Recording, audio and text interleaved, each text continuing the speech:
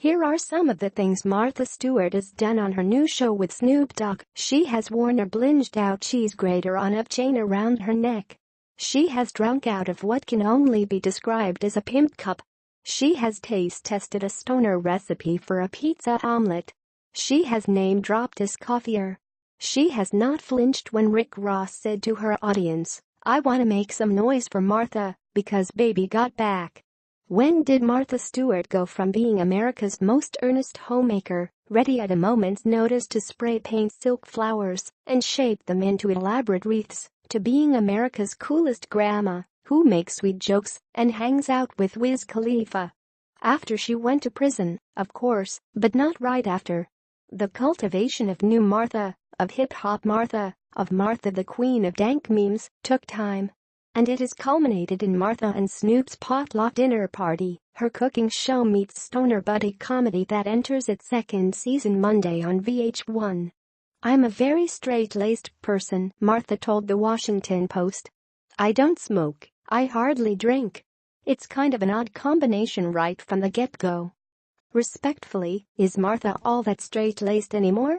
It's the perception that she is straight-laced that makes it funny just hearing her say the names of her guests, often hip-hop artists. "We had Lil Yachty. Do you know him? This is, after all, the same woman who wrote an extensive blog post about bathing her donkeys, Billy, Rufus, and Clive. It's the same woman who, in a roast of Justin Bieber, delivered a withering monologue calling comedian Natasha Leggero the dirtiest used-up hoe I have ever seen, and gave Bieber tips for when he inevitably goes to prison. If you ever slept on a set of Martha Stewart floral print sheets, you'd be surprised to hear her joke about them, which was 1. Unprintable, and 2. Directed toward the rapper Ludacris. Her show with Snoop is a very particular cultural exchange between two people of seemingly disparate backgrounds, which is a thing America could use more of these days, frankly. Martha tries on a grill, shotguns a beer and glugs out of a 40-ounce bottle of malt liquor this season. Snoop, meanwhile, has learned about lobster thermometer and croquembich. "She's taught me how to have better food etiquette, how to be more professional in the kitchen," Snoop said. "I showed her a few things, the ghetto way of doing things, like his method for making bacon. I've learned a lot about music from Snoop and our guests," Martha said. "He's extremely knowledgeable, he's also very amusing. He's really laid back," she said, quoting one of his songs. She genuinely likes rap ever since I saw 8 Mile. It started with Eminem, I like that kind of poetry. And Rick Ross, we're email pals.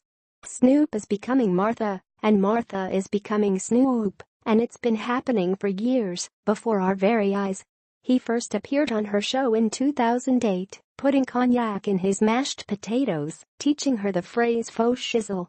A year later, they made brownies with green sprinkles, and a wink and a nod, because those green sprinkles stood for an altogether different green substance. Then a Reddit Q&A in which Martha said Snoop was a person she would like to get to know better, and then the Bieber roast.